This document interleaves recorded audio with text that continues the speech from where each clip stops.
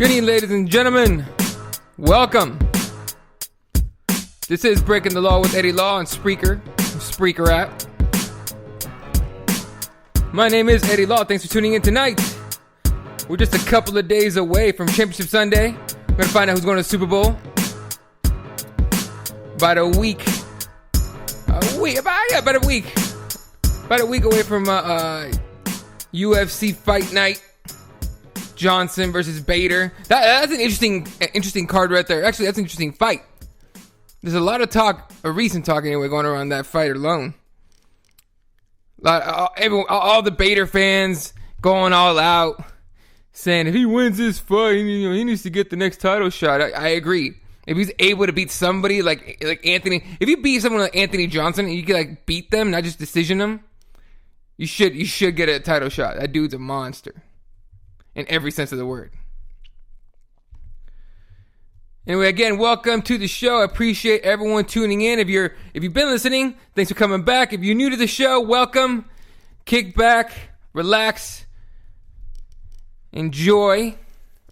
As always, you can reach out on Twitter at ELAW31. That's ELAW31. On the chat on Spreaker.com and the Spreaker app. And the BTL line, which is now open.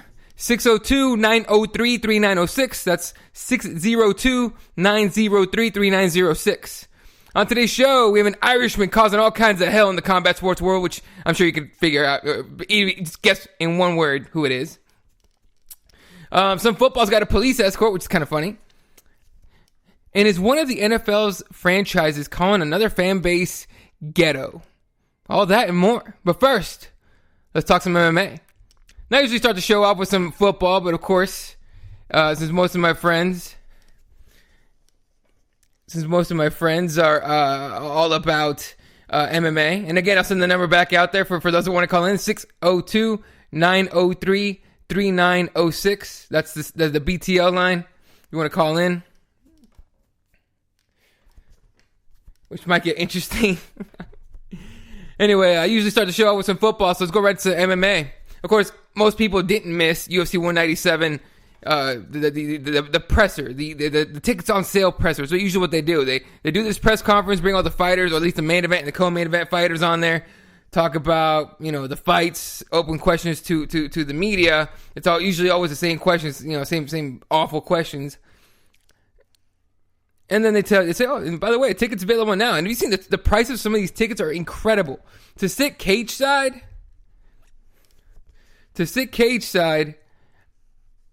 it's like $1,400 plus. $1,400 plus to sit cage side. This is one of those fights where Conor McGregor's going to start attracting, celebrities. And it won't be because the UFC is inviting them and asking them to come out. It's going to be because legitimately celebrities want to be seen. We all know celebrities want to be seen at the coolest, newest thing. And Conor McGregor's the big thing right now. Especially when he's starting verbal beefs with guys like Floyd Mayweather. And celebrities want to be seen around stuff like that, and they know the camera's going to be around and all that, and the prelims will be on national TV, and the pay-per-view is going to be, on international. So, of course, they're going to want to be seen. So, we're going to see a lot of people there. But the UFC 197 presser with Conor McGregor involved, of course, it was exactly what we thought it would be. Conor destroyed RDA verbally, basically, just went back to the trader thing. And I think, look, he I don't know if he works on this stuff. I'm sure he works on the stuff that he says. There's no way that he doesn't work on it because it's just way, way too good. Okay, went off saying, first of all, he's got this thing where he feels like he's in, he's in some kind of Yeah, it's weird. He thinks he's like part of the UFC or he owns it. He plays this thing up that he runs the UFC, right? Which is genius. It really is. But of course, it's probably not true. And again, it's just weird. The whole thing's weird. It's weird, and I just love the gold that he brings to these things. Though it's saying RDA, why do we have to put you in a hotel in your home country? Saying, why is your kid's name Bob and Donald? It's probably not their names. I don't know his kids' names. I don't really care what RDA's kids' names are. But, basically trying to paint the picture that RDA is an American. Shout out to Code over on the chat. Shout out to Jesse. What's going on, man? So, of course, Conor going off and giving all his stuff. The other thing that he said that was kind of weird is he hinted at a possible, move up to welterweight, up for the 170 belt, which Robbie Lawler replied to. And we have a call here. All right, who we got on the phone line? What's up, Eddie? It's Nick. Oh, what up, Nick? How you doing, man?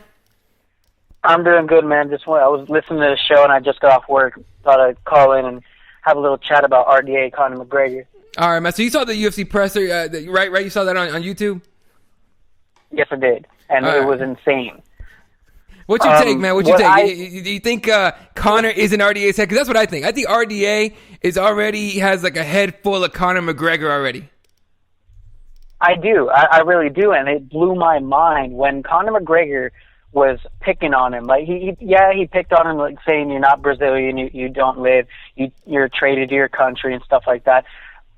I didn't expect RDA to go off and say something, but once he's brought up his kids, I expected RDA to go off, and he didn't, and it blew my mind. I don't know if RDA is that scared already of Conor, or he just does not care, and he's very calm about it and just doesn't want to say anything, but it blew my mind that he didn't say anything when he talked about his kids. I would have been all over Conor McGregor if I had kids, of course, but I would be all over him at that time. Yeah, no, Conor was pushing every button he could find, and at some point he did kind of react, not like he didn't go crazy like Jose did, start saying he's gonna kill him and all this other stuff, and I'm gonna take his head off, and I'm really pissed off or whatever. But he did, start kind of talking back a little bit, right? Not a whole lot. But it was enough to make me think like Conor is fully in his head. Yeah, but every time he tried to rebuttal, Conor would talk over him and shut him up again. It was insane. I don't know how Conor does it, man. It's just, he's whatever he does, however he speaks, whoever writes his jokes, or if he does it himself, it's insane. It's crazy, and I can't wait for this fight now. I'm excited to see it because honestly, I hope RDA shuts him up, and I hope that happens. And that's the thing. Conor's setting himself up to be the bad guy, right? And poking, like I say, poking the bear and all that. And Brian making a good point on here on the chat on Spreaker saying RDA is an immigrant who is making a better life for his family. The comment from Conor is kind of gross, but of course it's just Conor talking trash, right? Spitting trash. So. It's he did make all those comments about how why do we have to put you in a hotel in Brazil when it's your home country, and a lot of people actually got offended by that. What did you think of the comment? Yeah, it just like that guy that just commented what he said. It's disrespectful, but he's trying to make a better living for himself. But Conor can't talk either, in my opinion. He's been living in Vegas for how long now? And he goes off to Dublin and visits once in a while. He's doing the same thing. It's kind of like he's hurting himself when he says stuff like that. But he's in RDA's head, like you said, and I don't know. I'm excited for this fight. I was not excited for this fight. I was disappointed that this fight was happening, but now I'm excited. I'm ready to see this fight. Yeah, I mean, can Conor McGregor sell a fight or what? Seriously, I did not at all. I did not even want this fight to go down. I want him to fight Nate Diaz. Or either Diaz, I don't even care, but especially Nate Diaz, because the trash talk leading up to that would have been insane. But Conor, as Conor does, is selling fights once again. It's really, really crazy. Yeah, exactly. It's insane, man. Yeah, and Andrew Reed, what's up, man? Saying that the Potato Goblin has overstretched himself. He's getting battered. And look, it's very possible. And then here's the thing: I did not know that RDA is just a little shorter than Conor.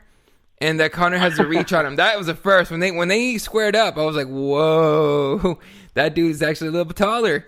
So it's going to be an interesting fight. The other thing, too, is Conor played up the El Chapo thing. You know what I'm talking about? Yeah, with the handshake. That was amazing. I didn't understand it. Mm-hmm. I didn't get it until I saw someone do a side-by-side picture. And it was awesome. Yeah, if people don't know what we're talking about, Sean Penn actually interviewed El Chapo a while ago and wrote an article for it with a picture of him and El Chapo shaking hands. And Conor tried to recreate the exact picture. RDA, of course, not he's definitely not going to shake Conor's hand ever, probably, except maybe after the fight. But it was, to me, look, Conor, aside from the immigrant comment, it's gamesmanship. It's the new gamesmanship, I think, as far as combat sports goes. You know, as you're talking trash, you're not getting in there to play, patty cake. You're getting in there to fight. Dominic Cruz just said something like that about TJ Dillashaw, about his fight with TJ Dillashaw, At the post-fight press conference, Cruz was saying, I'm not doing very kind things, or he's not doing very kind things to me in there. I'm not going to do very kind things to him either. I didn't do very kind things to him either. Sorry I was mean or whatever he said. So, but, Conor, every single time we see him come out, he just kicks it up to another notch, and it's entertaining. But it's also very interesting because, you tell me, when Ronda got knocked out, the internet, just a landslide of crap just came at her, like she couldn't even duck. She got hit like crazy with all that garbage, right? If Conor McGregor loses this fight against RDA, with what he said yesterday at the press conference, and more than likely what he's going to say from now until March, do you think he gets it worse if he loses against RDA? Yes. Everything is the whole world is gonna fall on Conor McGregor. Do you notice he's talking? If you notice, he's kind of talking like Floyd Mayweather. He's saying, what is it, Conor Productions or whatever it is. It's a McGregor Sports and Entertainment. Yeah, McGregor Sports and Entertainment. That he's trying to build himself like a Floyd Mayweather. If he gets beat by RDA, the whole world is gonna drop on him, and I'm going to sit there and just laugh the whole time. I respect the guy as a fighter. I will never step in the cage with him ever in my life. I do respect him. But if he's going to keep talking this trash, he better keep up and hold it, like keep it together and win these fights, because it's going to fall on him just like it did with Ronda Rousey. And Ronda's still hurt, and we haven't heard that much from her since, except that she's doing more movies and she doesn't want to fight probably until the end of the year. I think that will happen to Conor if he gets destroyed by RDA. All right, now let's put this in a little bit of perspective. It's not going to be it's not going to be very effective, but let's look at the last 5 fights for each man.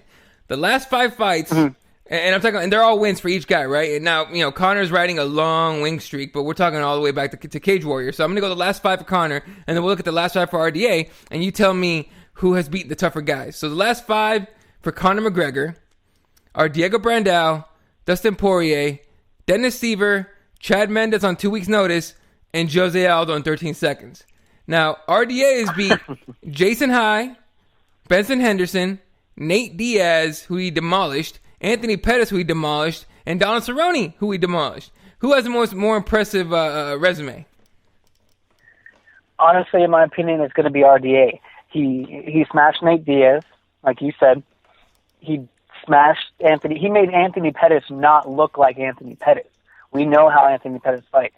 He did not look like him at all. Ben Henderson, another guy who's crazy cardio that knows how to win decision fights, lost. And Cowboy Cerrone, who is still a monster, and he finished him too. He has the better resume, in my opinion. Yeah, Conor McGregor beat a Dustin Poirier, a Diego Brandao, and a Dennis Siver. Really, Dennis Siver is his biggest blemish on his wins right there. It's Dennis Siver. And then Chad Mendes on 2 weeks' notice, which if Chad Mendes had a full fight camp, I would still have my money on Chad Mendes. I think he would wrestle him to death. But we'll probably never see that now since he's jumping up weight classes. Now, that's an interesting point right there, the wrestling. And Jesse making a really good point. RDA knocked out Benson, who had never been put out like that before, and he really didn't. I've never seen Benson Henderson get knocked out like that. So, RDA just has hit another level, and he's just he's way into his prime, or he's like in the middle of his prime, I think. 31 years old. Now, and Jesse's right, they are the same size, they're the same height. I think Conor still has a little bit of a reach, but it won't really matter because the wrestling, like you said a second ago, the wrestling's going to be there for RDA. RDA is a lot of people didn't think he was much of a wrestler. You saw what he did against Anthony Pettis. You know what I mean? He pressured him, wrestled him, and ended up beating him. I don't know. I'm just so excited for this fight now, and hats off to Conor for selling this fight. I'm invested now. This pay-per-view I might actually buy. I wasn't going to buy it even for the Holly Holm fight, but this one I might buy now just because of the trash talk. just because he sold the fight for me. Now, what do you think of him saying he wants to move up to, or that the welterweight belt looks really nice to him? Because Lawler heard about it, and Lawler said he doesn't get riled up, so he's not a guy that's going to get excited about anything.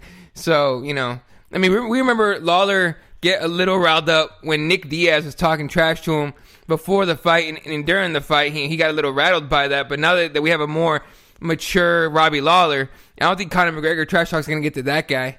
Besides, I think Robbie Lawler's a little crazy. But I think, what do you think of that? Conor moving up to 170. You think he's just going too far?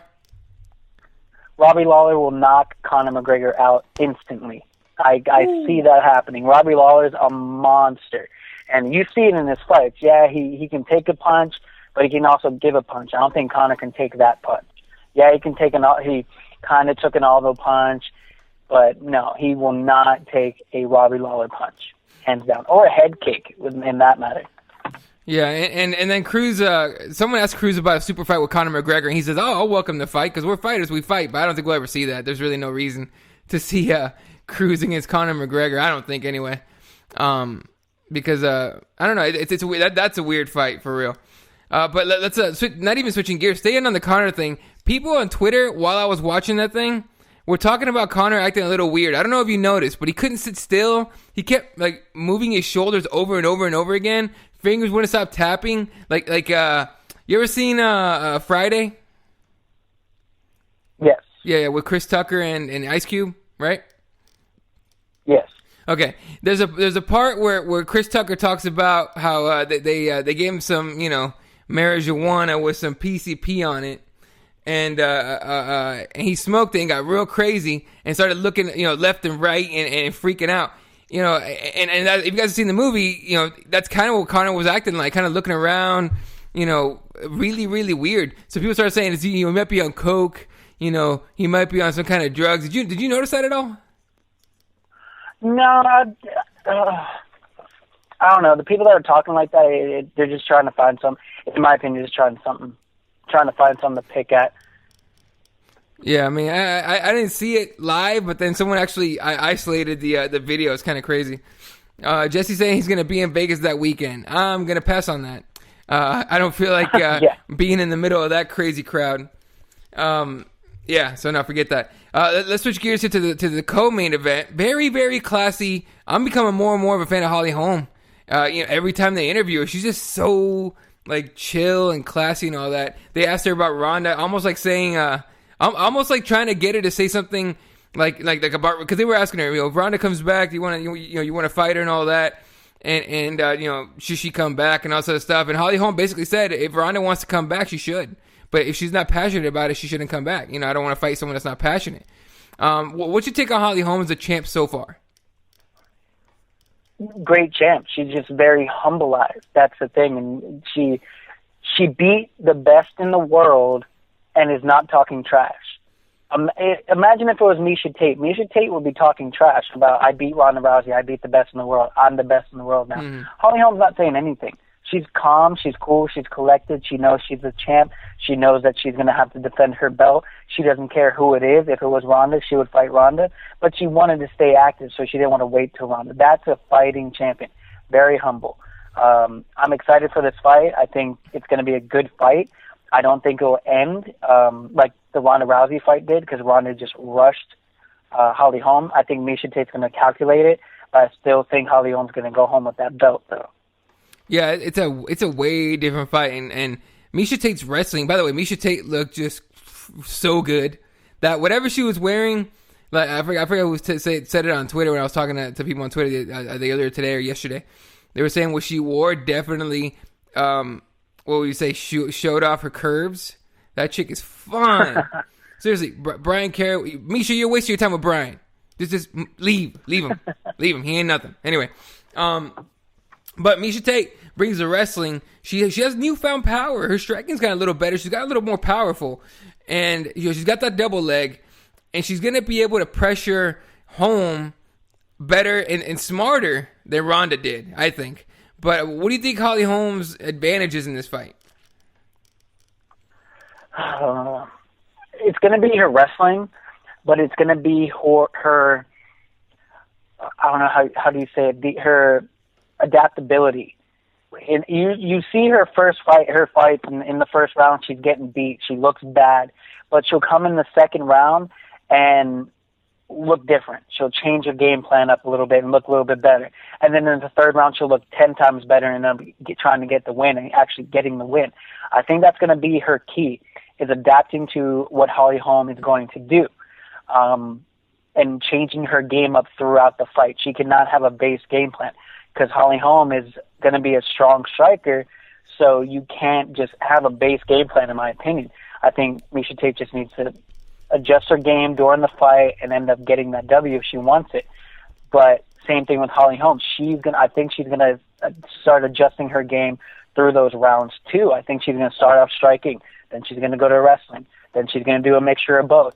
I think it's gonna be a great fight. You're gonna see two great fighters, which people can fight with me all the time. Miesha Tate is a great fighter. It's just she got beat by Ronda Rousey twice and it looked really bad. It's going to be a great fight, man. I'm excited for it. Definitely. And switching gears once again, BJ Penn. He took a picture. He took a picture of Greg Jackson's with Greg Jackson, obviously, and then he did a video with John Jones and Holly and all them, everybody over at Greg Jackson's. That dude wants to come back. He wants to fight. Basically came out of retirement, and he wants to fight. And the name that he threw out was Nick Lentz. So obviously, they've been going back and forth on social media and all that. But he wants to come back. Now, here's what I found interesting. Jeremy Stevens tweeted out that he wanted to fight BJ, but BJ allegedly already has a fight. And then he called out, I think, Clay Guida or something to fight. But and as far as Jeremy goes. So what do you think, man? You think, is this BJ comeback real? Do you really think he's going to fight? It's on your favorite MMA podcast, I'll say, he did announce that he's coming out, and Dana White announced it too, that he's back. I do think he's legit back. I don't know who he's going to fight, if he's going to fight Nick Lentz. Nick Lentz is actually an old trading partner of his. He was talking crap about him, but he's back. I don't want to see him back. He says he wants to get in there, get a good fight, and if he wins, he wants to go for the 145-pound belt. I don't want to see him go for the belt, but if he does come back, I do want to see him work his way up to a title shot if he comes back. But I do think he's coming back, and I don't know. I don't know how to. Should I be excited for it? Should I not be excited for it? That's the thing. As an MMA fan, I'm so excited for it. But as a quote-unquote analyst that I call myself, I don't want to see him back because I don't want to see BJ Penn. I don't want to see the BJ Penn in the press conference after Nick Diaz after Frankie Edgar destroyed him, sitting there crying.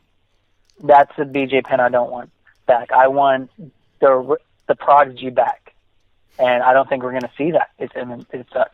Yeah, and I don't know anybody that didn't watch that Frankie Edgar fight didn't at least shed a tear at some point in the middle rounds where you just knew that at that point, BJ was just getting, peppered and picked apart and destroyed. And it's the saddest thing I've seen in MMA in so long, man. It's really weak. Yeah. So on to a little bit of good news. Well, not good. It's funny news. A little good. You tell me, all right. Ronda's coach, Edmund Tarver, forget your last name, dude. Edmund. I'll just call him Edmund. There you go. Edmund had his seconds license revoked by California. So basically, his cornerman license revoked. He can't corner people. Now, according to Greg Savage, a Sure Dog, he was talking to Andy Foster, who's part of the commission, the head of the commission, Foster said that it was due to falsifying his application. So he lied about something on his application, and now he can no longer corner people or his fighters in fights, right? So this is it's a little weird because usually commissions will honor each other's suspensions and each other's limits and all that. So do you think this actually will affect Ronda Rousey in any fight coming up?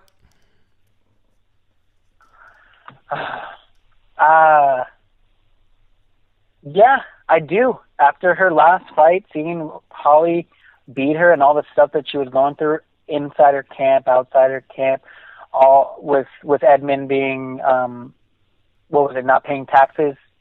He doesn't do something like anything. that. The least American dude ever. I'm kidding. Well, no, he really is kind of like the least American dude ever. You don't pay your taxes. I mean, that's kind of stupid. That's really stupid. But no, go ahead. Sorry. Or is it bankrupt? He went bankrupt or something with money and people putting it, and his mom saying that he's a bad coach. He shouldn't be coaching. He was just lucky to get Ronda. I think it did mess with her head up a little bit in that fight, and I think it's going to mess with her too. She needs to train at other places. I said it before on our podcast. I think she needs to search around and try other camps out. Get other keys of the game. Don't just stick to your one thing. Like, a lot of people will hate on TJ Dillashaw for going to Bang's MMA and just doing that whole thing and leaving Uriah. Well, he learned from Uriah, and he wanted to go learn from his coach again and learn some more. You can't hate on that. I think Ronda Rousey should go out and try other gyms and go to see other coaches. Go to Greg Jackson. She probably wouldn't because Holly Holm's there, but Greg Jackson and Winklejohn are great coaches. Go to King's MMA. Go to AKA. Learn some wrestling from Cain Velasquez, and then go there and fight Holly Holm and use your wrestling. Like, I don't know. I think she should try it out. Get on the market and try it out. Yeah, and Mike Jarvis in the chat here saying Ronda's mom was on MMA Roasted talking about it, and they don't have any quotes that I could read out right now. So definitely go check that out over on MMA Roasted, because if it's anything like those videos that they put out a while ago where she goes off on Edmund, it's gonna be good. And it's a trip, dude. It really is, and it's weird to see. Real quick, to answer Mike's question, I did not see the video you sent me yet. You sent it right when I was going to the gym, and I just got back, so definitely gonna check it out right after. Here's another one, dude. This is really weird, and it's gonna be a little discouraging, and you'll see why in a second. So, yeah, you know Dan Severn. Yes. And you know that fight, Royce Gracie versus Ken Shamrock for Bellator. Yes. Yeah. 57-year-old Dan Severn says he'd come out of retirement to fight the winner of that fight if they asked him to. Oh, come on. Yeah, isn't there some sad stuff, okay. man? So, officially, Bellator is the freak show fights. Hands down. If Dan Severn comes out of retirement and fights the winner of that fight, I don't know. I won't say I'm done with Bellator, but I'm done with their main events, unless it's a good title fight. I'm kind of done with Bellator already. I mean, it's just, I don't know what to say about Bellator anymore. I've said everything I could about Bellator. I tried my hardest to cheer for those guys. And, they signed Phil Davis, and it's like, oh, they're finally going to get, legit guys. They lose Eddie Alvarez. You're like, they didn't try hard enough, whatever. And it's just, they get Fedor, kind of get Fedor, like mostly not. They kind of get Fedor. It's really weird. And you think they're coming to come up, and then main event is Royce Gracie versus Ken Shamrock. Oh, by the way, we're also going to put Kimbo slicing his Dada 5000. Who in the hell is Dada 5000? I had to actually watch his little documentary, that dog fights, which actually was pretty entertaining in my opinion. I had to watch that, and then finally I connected the dots. But if you're just a casual fan, you don't know who Dada 5000 is. So all those videos that Bellator's putting up on Facebook and on Twitter of, check out what Kimbo Slice has to say about Dada 5000. Come check it out. He cusses a lot. Basically, that's what they said. It was explicit or whatever, full of expletives and stuff. And it really was. But that's just, it's going to be such a dumb fight. It really, Bellator, even, it's gotten worse than the Scott Coker. It really has gotten worse than the Scott Coker. And for what we call the hardcore fans, it's gotten worse. For the casual fans, they don't know what they're watching. They know even less about what they're watching. They really have no idea. I don't know, man.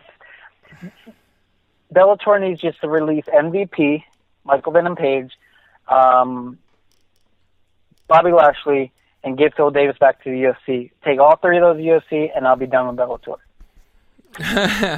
You know what? I want Michael Page in Bellator as well. In Bellator and UFC. That dude would be just... that man is a monster. And they announced his next fight. I forgot who it's against, but I'm going to be watching.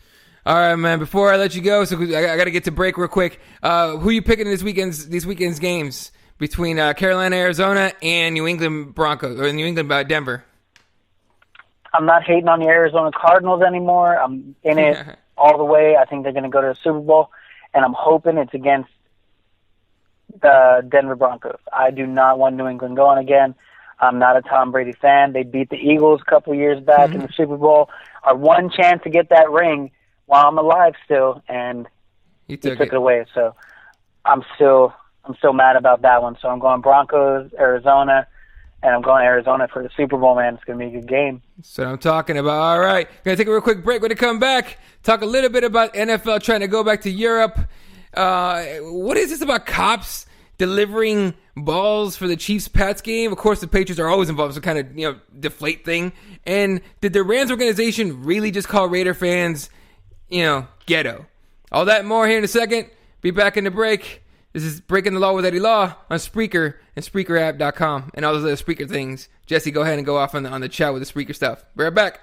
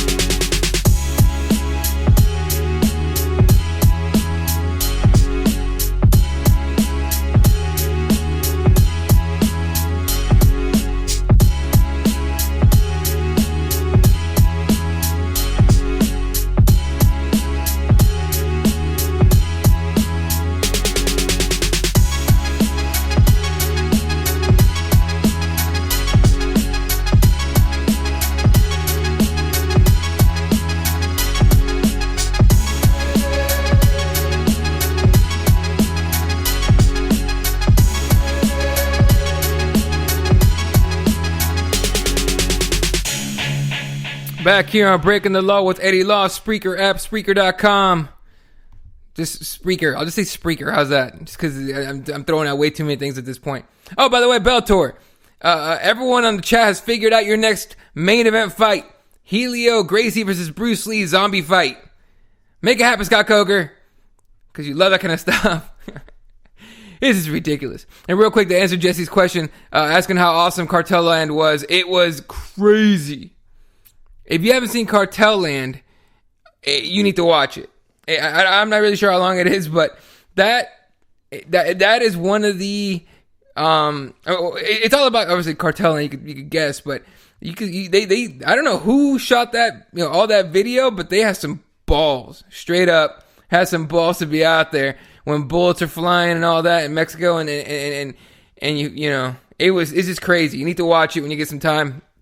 So this weekend, when you're at home alone, with no girlfriend or nothing, doing nothing at all, drinking some beer or partaking in some legal activities, depending on what states, or, you know, some not so legal in your state, doesn't matter. Kick back, put on some Cartel and scare the hell out of yourself. Why not? Real quick, one thing I wanted to talk about, it's kind of interesting, it's a little weird. UFC just signed the former M1 global heavyweight champ, Marcin Tybura. 6'3", 249-pound heavyweight, 30-year-old out of Poland. The reason I find it kind of cool and kind of weird is that the last fight he had, Chris Weidman, the guy. Yeah, his opponent kicked him and broke his own leg. And, you know, the opponent just throws he threw a right kick, kicks the Tybura right in the leg, and his stuff just snaps. And he steps back just like Anderson did and falls down on it. And instead of the ref stopping it right away, everyone seeing the injury, this Polish dude just jumps on top of him and starts beating the crap out of him, and then the ref stops it. But he's not, he's not, he's legit. He's a jiu-jitsu guy. He's a ground guy. I believe he placed second place in Abu Dhabi in 2013, third place in the European IBJJF championships. I think he took first place in a couple other ones. So he's a ground guy. And if you look up some of his highlights on YouTube, he looks legit. And he looks like he moves pretty well for a heavyweight. But they just signed this guy. UFC has not announced it, but his management took zero time to announce it. Now here's what I think is a little weird. He's only fought in Russia and in Poland. And, methinks maybe partaking in some of the vein juice. You know what I mean? Possibly, I don't know. I wonder if maybe he's on some PEDs or something. That's honestly what I think about a lot of the imports. Because a lot of the time, these guys, we remember the guys that came over from Pride, flattened out a little bit. Flattened out a little bit after they moved back here, or they came over here to the UFC to fight in the States. So he's never fought in the States, never fought in the West, only in Russia and Poland. So it's going to be interesting to see what this guy brings. And whether or not he tests positive or something, which would be unfortunate because we need more heavyweights for sure. All right, moving on to some NFL, and this would be a little interesting here for Andy, who's all in the UK. The NFL plans to put a franchise in London within the next 6 years. That was the headline. I believe the BBC is the one that put that out. Now, the BBC story said in 6 years, but what the NFL actually said was that they were on track, quote unquote, on track to meet the goal of 2022. Now, they didn't say if they would move a team or if they would, open up a franchise, but they didn't say that they wouldn't move a team, which means they're leaving the door open. Now, teams that have been rumored to be able to move over there are teams like the Jacksonville Jaguars, who, they just got bought by somebody, but they still don't get a whole lot of support. Another team you could throw out there was probably, if the Raiders want to get crazy. Yeah, think about it. Look, I 100% support the Raiders move to San Antonio right now. Moving to Texas and all that and see what happens. But if they move the Raiders to London, that'll be hilarious. Andrew on the chat on Spreaker saying, we don't want bloody Chuck Egg over here, ever.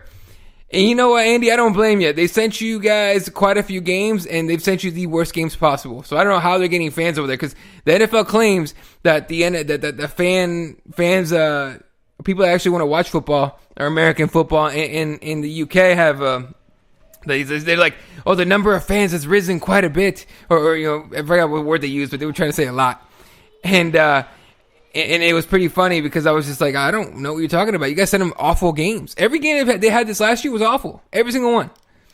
Even the ones that were close, the teams played awful. It was incredibly sad to see.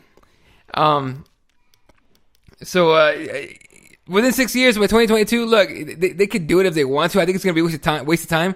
Those that remember NFL Europe understand that. It's pretty easy to figure out. I don't understand why the NFL wants to throw a football team on the other side. Think about it. Teams have to travel so much. You have to find a way. Look, it wouldn't be fair to make that London team travel every week or every other week or even every 2 weeks to the States to play. It's not one, that's not fair, and two, that's not. I think that would hurt the players, physically and mentally. Now this story right here, apparently for the Kansas City Chiefs, New England Patriots divisional game, playoff game, the referees left the hotel without the footballs. Now I didn't know the refs that were in charge of taking the footballs wherever they go, but they left the kicking footballs. So apparently there's this is actually pretty known. The NFL has special footballs that are just for kicking only, and the refs left them at the hotel. So NFL security contacted the police and had them drive them over. The football's got a police escort to the game. Okay, would they have done that somewhere else? I don't think so. I think someone, one of the refs gets in a car, or one of the teams sends a car over to pick them up. But because it's the Patriots, you got to send the cops. Man, the Patriots is the shadiest team ever. I'm not gonna take away from their success. They're one of the greatest teams and one of the greatest systems to ever play football. Okay, they're a great franchise. But the thing is this, every time that they win something, some kind of controversy comes out. And this last one, Andy Reid had, not Andrew Reid from the UK, but Andy Reid from the Kansas City Chiefs head coach, said that he had, headphone or the headset problem. Now coaches wear headsets to be able to talk to the quarterback, and I think one player in the defense gets a speaker in his helmet too. And every single time that someone goes to play in Foxborough, they have an issue with the headsets. I don't understand what the NFL's waiting for to do something about it. I don't get why the NFL can't go investigate something. It's the weirdest thing ever. One more football story here. Now we know the Rams have moved to LA. Congratulations, Jesse, once again. Gets his favorite team to his city. All right. I don't know how much more luck you could have. But hey, that's good. Now, here's the weird thing. To me, it's weird.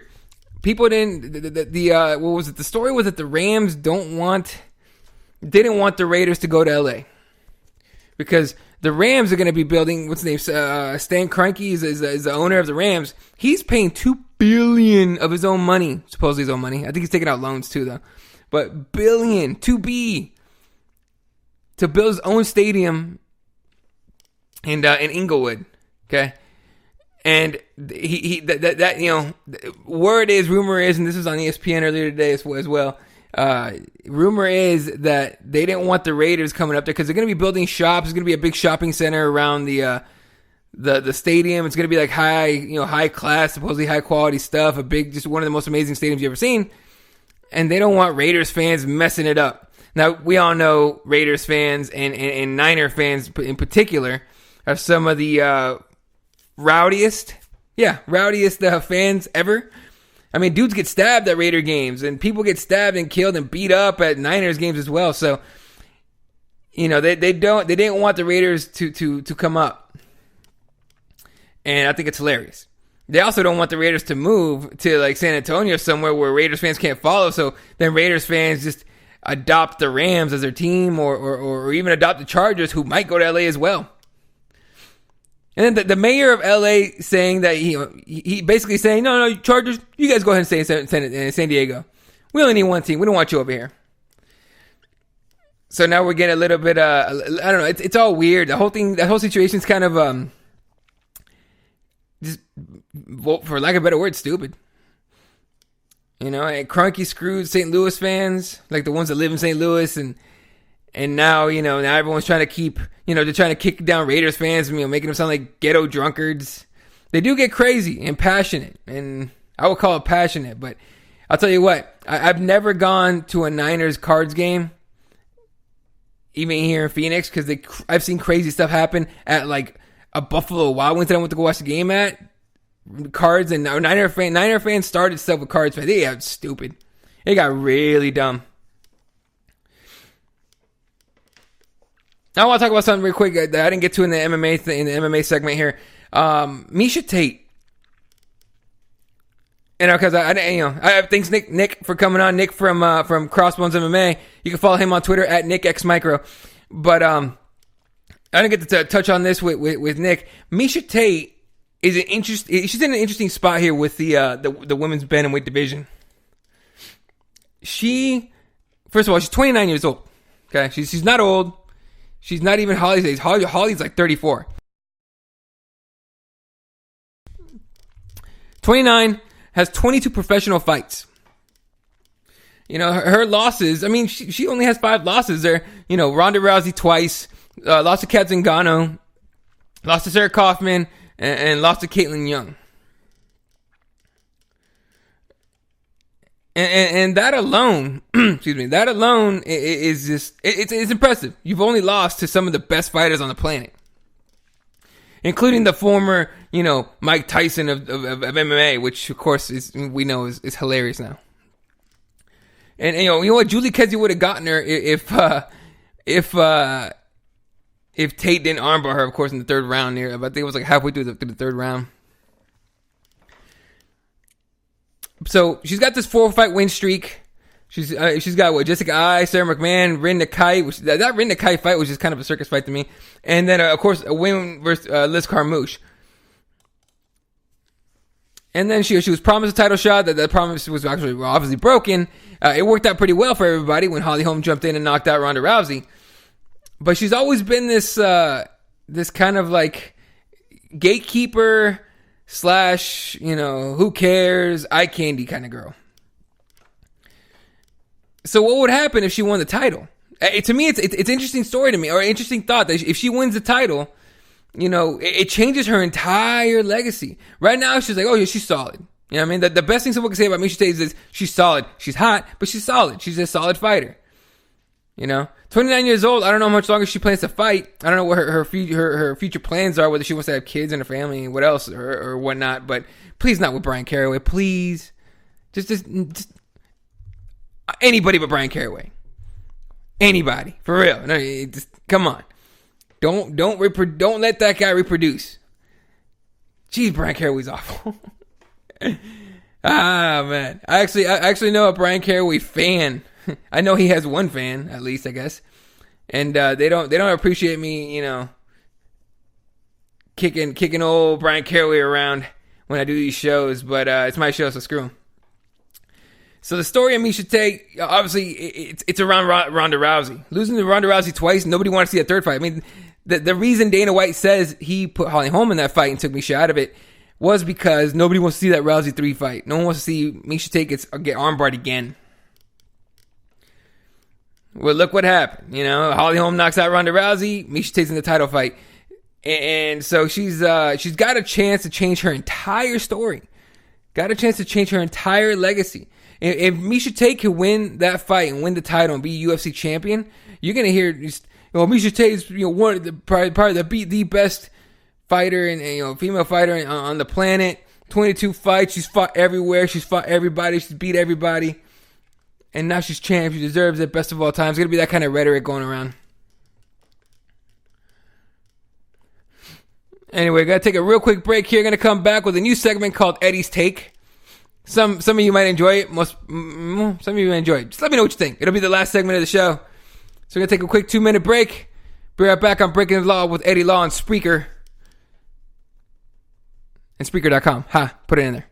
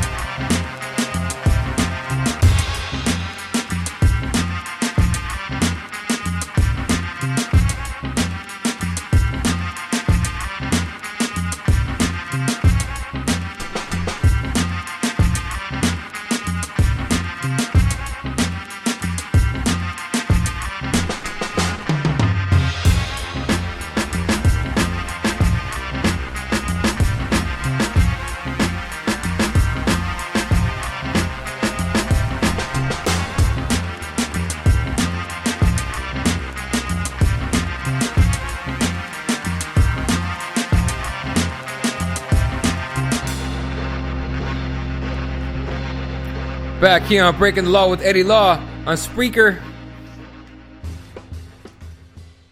Last segment of the show. Hit me up on Twitter at ELAW31. That's ELAW31. In the chat on Spreaker app and Spreaker.com. And the BTL line will be open for just a little longer. 602-903-3906. Real quick, because I always check Twitter in between segments here and during the break. And one of the ones that I always check for MMA news is John Morgan of MMA Junkie. I also check GG he's a friend of Crossbones, myself, and Jesse, doing the Inside Outside and How the show. He came on one time, it was great. But John Morgan is one of the other guys that I follow on there. To be honest with you, one of the few in MMA media I actually respect that get the actual access and get to the press conferences and all that. And so I was looking at his Twitter, and I'm just gonna read the tweets to you, and I'll read the tweets. It's like 5 or 6 tweets, but I'll read them all to you straight, and you guys tell me what you think. So this is John Morgan tweeting, saying, "Spoke to a person with knowledge of the deal, and original plans seemed to be Tony Ferguson versus Khabib Nurmagomedov. Unfortunately, timing obviously was an issue. Khabib can't fight before April due to the knee. Ferguson wants desperately to fight in March before his kid is born, so options are limited. One option was Eddie Alvarez, but Eddie has a foot injury, can't be ready in time. Sounds like Ferguson was the one that pitched the Michael Johnson fight. So if it seems like a crazy matchup, I'm told that's how Tony Ferguson versus Michael Johnson came to be. Seems timing played havoc. For me, props to both Tony and Michael. Risky for both guys for different reasons, but both were apparently all in." And that's the end of the tweets there. So of course, so Tony Ferguson versus Michael Johnson is apparently going to be official. I didn't see anywhere what card that's going to be for. Would not be surprised if it was for 197, but I think that might be stacking it a little too much. You know what I mean? Jesse asking me about Cartel Land again. Yeah, look, dude, it was a great film. It gives you it honestly gives you like an up close look at to what people in Mexico have to deal with, the cartels, people on the border, all those. In Arizona, we know them as the Minutemen. These volunteer groups, mostly mostly military veterans, current veterans, obviously, but mostly, veterans going down there that have training from the military to patrol the border for themselves, do it themselves. A lot of people around here don't, especially people down in the border, cities like Nogales, and even if you go into Texas, the Texas area, they don't trust the border patrol to do their job, or the government to do their job and all that. So they go down there and everything. And Cartel Land covers a little bit of that. I don't think they covered it enough. Or maybe they went down there and just didn't get enough film to actually put it in there. But they do follow these, I don't want to call them vigilantes, but it's kind of what they are. And shout out to Andy. Thanks for listening, man. Have a good one. But, it follows almost like a vigilante group of just regular citizens in Mexico who are just tired of the cartels, and they arm themselves. I don't know how they get the guns, but they arm themselves and they take on the cartels basically around the state of Michoacan. It's very interesting. I really, really enjoyed it. It will scare the crap out of you if you don't really understand the situation in Mexico. It will scare you a little bit. All right, and I say that because I was watching it with a friend of mine, and she was freaked out. She's like, "That happens down there?" And I'm like, "Yeah, it happens down there." I've told the story a million times on the ULI, and I think once or twice on a different podcast about when a few years ago, about 4 years ago, when I went to go to my cousin's wedding. One time, me and my dad, here's the thing, me and my dad, we like good tequila, right? And unfortunately, my cousin at his wedding was going to have some cheap stuff. So my dad, being my dad, goes, "Hey, let's go pick up some good stuff." So we drove down to a big old liquor store that we've known about forever. And we went in there, bought some stuff and all that, and came back out. And driving back, we see a bunch of cops surrounding this van with the back doors open. And inside is a bunch of headless bodies. And it's like, oh, geez. That's it's gross. It's messed up. So we got back to my aunt's house where everyone else was waiting. And we turned on the TV, and it turns out it was 26 bodies with the heads removed a cartel thing. And yeah, so I mean, it's not new to me. A lot of stuff that I saw on that was not new to me. It's still scary. It's just some of the scary stuff you'll ever see, and it's really, really messed up.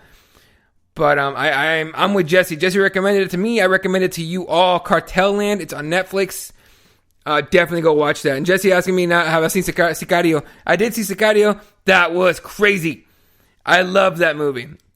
Honestly, Del Toro's character might be, it might be like he might be that character might be my favorite character of all time. All right, because he's cool. He's kind of on your side. He wants to be a good guy and everything. He kind of takes care of the chick a little bit in the movie.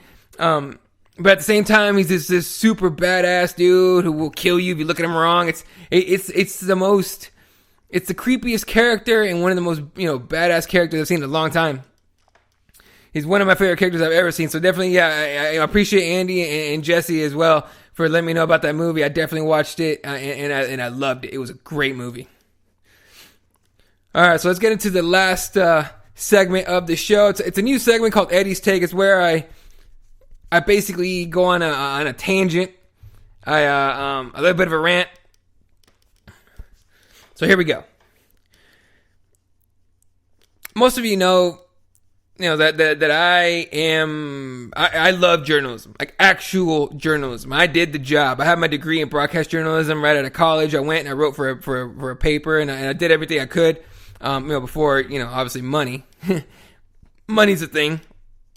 Also, I had a little situation at that newspaper that was messed up, but you leave bad situations. So anyway. Seeing these, MMA quote unquote news sites taking from other media for their articles is to me lazy. And look, everyone always, when I tweet about this kind of stuff, people go, oh, well, you have a website and are you posting that kind of stuff? And I'm like, no. Because they see that I post videos. I will post the UFC videos. I will embed those on there along with all the Crossbones stuff and everything. But I don't call Crossbones MMA is not a news site. Okay, it's not. It gives you. It's us giving you. It's me. It's myself, Jesse, Nick, and Don giving you our takes on MMA. Right, and that's where we put our show. So you can go to one place and find all our stuff if you really want to. And I will put the countdowns on there if they're good.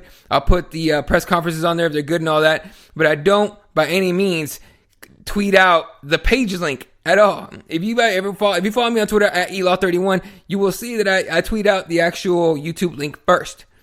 I tweet it out and then I post it on the page. And it's like, hey, if you missed it, go ahead and go check out Crossbones MMA if you feel like it. But all these MMA news websites don't. I've honestly, the only one that I see that plays it as legit as possible is MMA Junkie. Okay, but other sites like MMA Fighting, I'll call them out. I don't care. It's my show. Like MMA Fighting does it constantly. It's like they listen to a Joe Rogan podcast and they put out like 15 articles. Joe Rogan should be. I don't know if it's gone down yet. I don't watch or really care about the MMA awards. It's like Fighters Only MMA Awards, whatever they call it. But Joe Rogan should be the journalism of the journalist of the year. Him, Brendan Shaw, Brian Callen, those guys should get the award for journalist of the year. They broke more stories and they wrote more articles. They're responsible for more MMA media content than anybody else. And it maybe it's the new media. Maybe it's the new journalism. Maybe this is what it's going to be like from now on. And I was talking to Andy about it the other day, and he said it. Look, because the Kenny Florian situation, for example, is the plagiarism thing. He's right. He's 100% right. Andy told me, oh, BJPenn.com is the worst. Oh, geez. Jesse's on point with it. BJPenn.com not only copy pastes everything they do, but they also post it as breaking news about 6 hours after it happens. Okay? It's the worst site. Oh, geez, they're the worst. I don't know who handles all the articles and who posts stuff and who does all that for BJ Penn, but BJ Penn is not paying attention to that. Please believe that. All right, please believe BJ Penn does not give two craps about it. They just give him a shirt that says BJPenn.com and he wears it out because people recognize him when they go to the website. All right, but I'm assuming he has like one of his high school nephews or something running that site or something, because it's awful. It's an awful site. It's so bad, everybody makes fun of it. including the MMA fighting writers that do the same, that what I'm telling you right now, that listen to the Joe Rogan podcast, that listen to that watch the press conferences and write articles written by them. Those guys make fun of BJPenn.com. Now, I respect legit journalists, the ones that go out and get the stories, even especially in MMA. Okay, but this is what annoyed me about the Kenny Florian situation.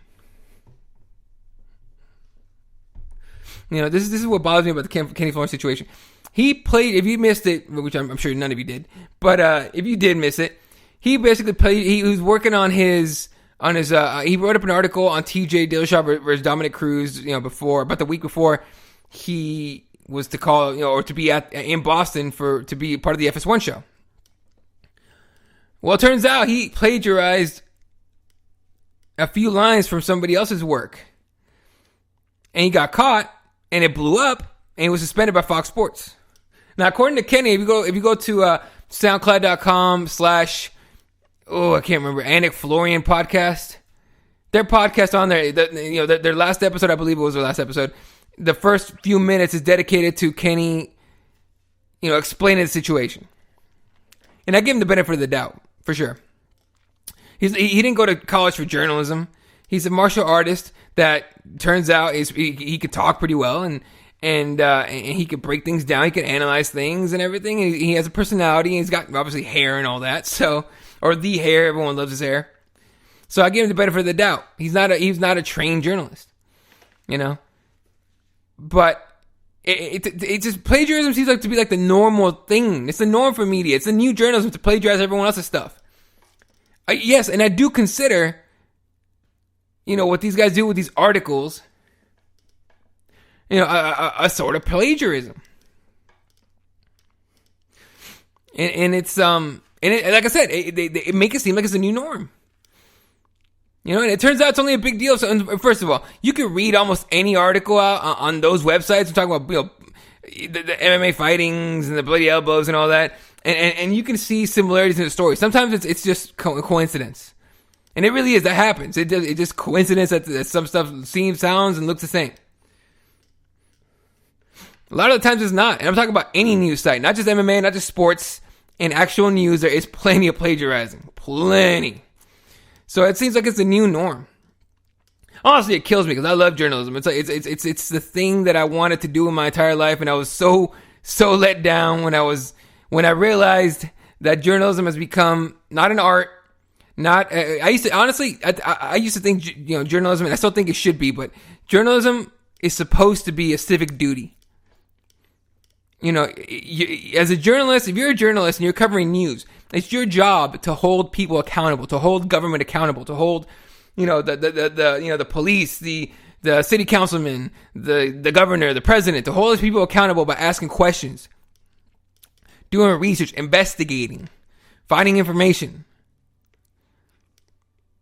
And it's become nothing more than copy paste. This guy said it on his show, on his media, instead of saying, "Hey, watch this guy's media." The most that the MMA quote unquote writer should be doing is saying, "Hey, the JRE happened. You should watch it. He says stuff about this." That's literally what they should be doing instead of trying to take credit for somebody else's work. And honestly, it bothers the hell out of me. It really bothers the hell out of me.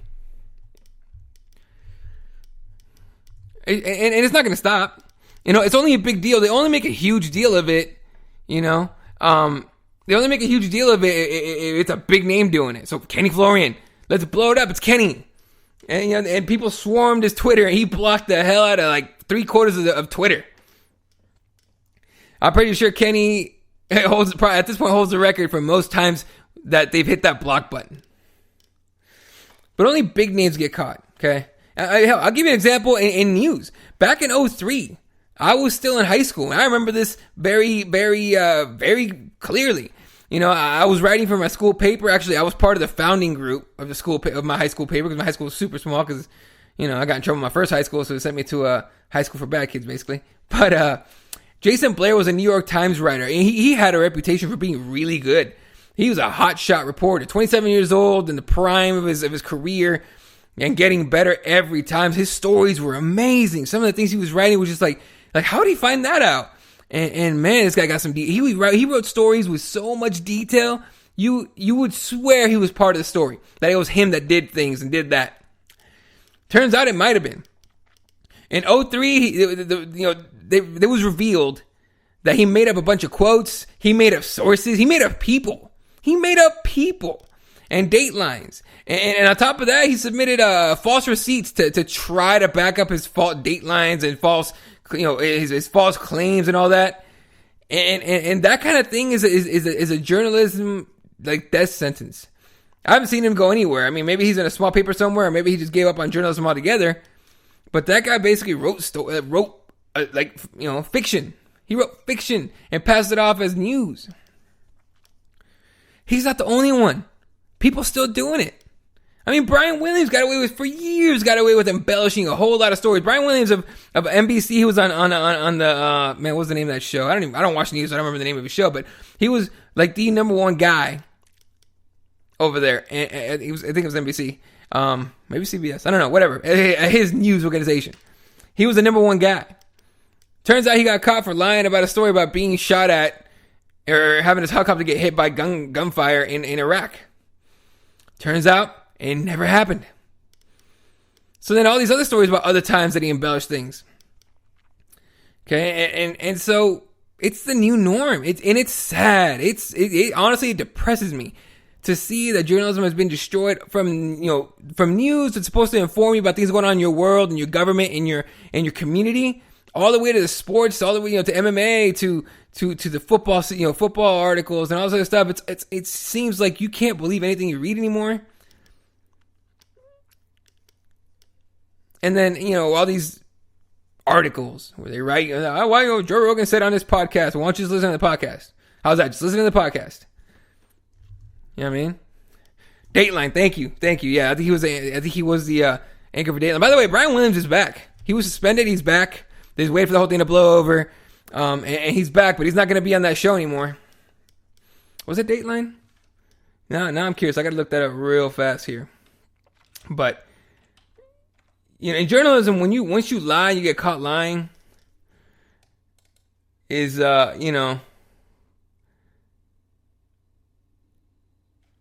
It's just, it destroys your reputation as a journalist. And to me as a person, I can't believe you. Jason Blair, I would never be able to believe him. Sorry, it wasn't Dateline. It was NBC Nightly News. There we go. That's what I was thinking, Nightly News, but I couldn't remember exactly where it was. So it's NBC Nightly News. And he was suspended for a while. He's back now, but he's never going to be, or he's not back on Nightly News. And supposedly he's not coming back to Nightly News. He's going to be doing just, whatever. But basically, I guess this rants about the state of journalism and the state of keeping people informed, including sports. I think if you call yourself a sports journalist, you should take your job seriously. Because you're not only just, giving out news, sports news. Oh, so-and-so scored so many touchdowns. So-and-so got knocked out. You're talking about human beings. You're talking about other people. You should take your job seriously and do your 100% best to put out the best content, the best work you could put out. Not just be lazy, kick back, listen to a podcast, and then post an article. Some of these websites go off of one podcast. Man, MMA Fighting has Hawani's podcast on there. Okay, on Monday, after his podcast is over, like 15 articles go up. From his podcast, you could just listen to and get information, and probably more detail than that article, quote unquote, article gives you. But honestly, it kills me to see stuff like that. But that's just what people put up with. It's on the consumer. It's on the consumer and it's all for clicks. On websites, it's all for clicks. On papers, even though the newspaper is going to be dead soon, it's all for buys, prescriptions. For TV, it's all about views. And you wonder why people wonder why we don't trust the news anymore. Why we don't trust anybody anymore. The people that were supposed to be the most honest, the most trustworthy, the most the most, almost not even pure people, but the most honest people at least, were supposed to be journalists. And it turns out that reputation is trashed. Now, am I blowing up the MMA thing a little bit? Probably. But that's how much I love journalism. You know, it's been my thing since I was a kid, and it's, you know, to me, it just looks destroyed. You know, so, and here's the thing. The one argument people put on the whole, you know, watching a podcast or listening to a podcast and then writing an article about it, they're like, we're supposed to cover things that happened. Yeah, events that happened.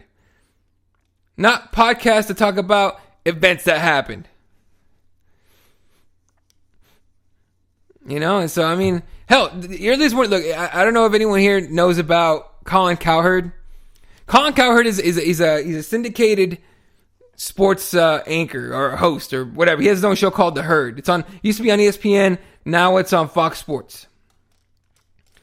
And he went out today and he led with I forgot what the story that he led with was, something weird. But the third story he talked about was Conor McGregor.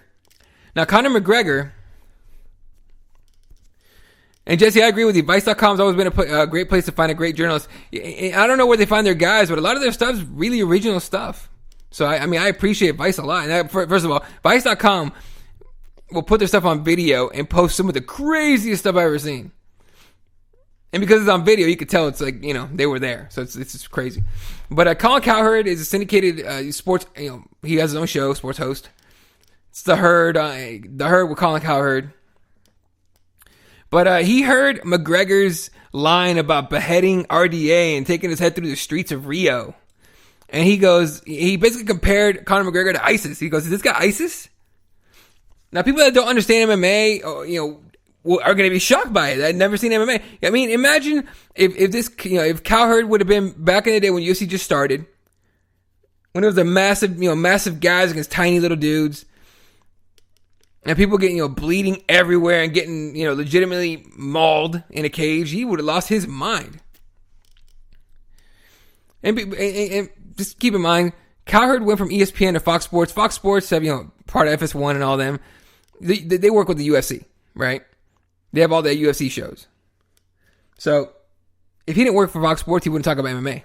He's just a guy that just doesn't like it. I think he's spoken out against MMA quite a bit, actually, if I'm not mistaken. All right, we're going to end the show here with a story that I found very amusing. According to TechDirt.com, 56% of people would drop ESPN in a heartbeat, and if it meant saving $8 a month on cable. Now that's hilarious. Now, a lot of people are going to be like, "Oh, it's because ESPN sucks" and all that stuff. I mean, you know, say what you want about their content. I don't agree that they let Colin Cowherd go. I don't agree with them letting. I really dislike that they let Bill Simmons go. If you guys don't know Bill Simmons, look him up. He's one of the best out there. He's a creative guy. I disagree with him giving Whitlock. What's his first name? Something Whitlock. I forgot his name. That guy's a piece of crap. But anyway, ESPN lost about 7 million subscribers in the last 2 years. And you want to know why though?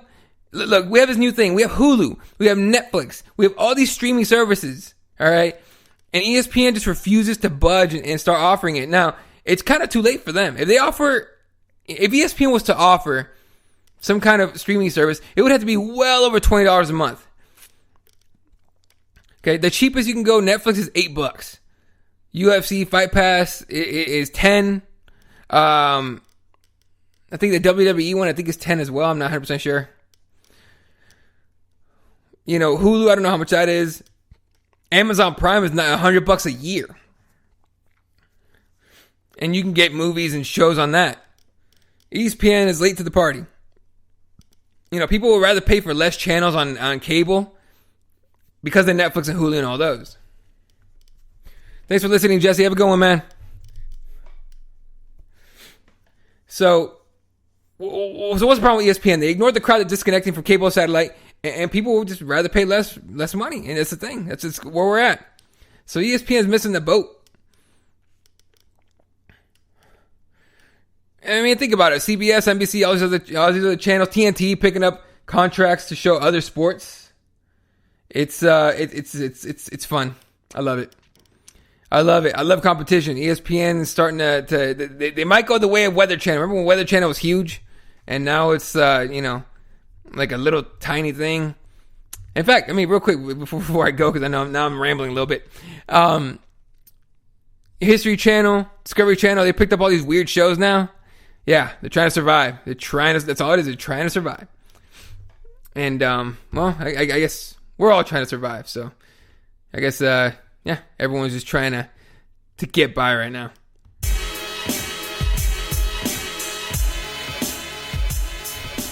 All right. I just remembered something. Somebody asked Fabricio Verdum what he would have done if McGregor went at him the way he went at RDA. And Fabricio Verdum says that he would have smacked him. No, you wouldn't, Fabricio. You would not do any of that. Come on, son. Fabricio Verdum trying to play tough guy. Get out of here. All right, well, folks, that's going to do it for me tonight. I want to thank everyone for tuning in. Andy, Mike, Jesse, Nick for calling in. Thanks for following Nick at NickXMicro.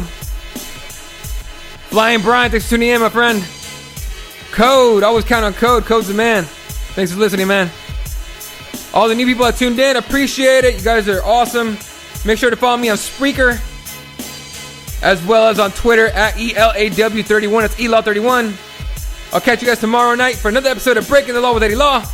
Good night.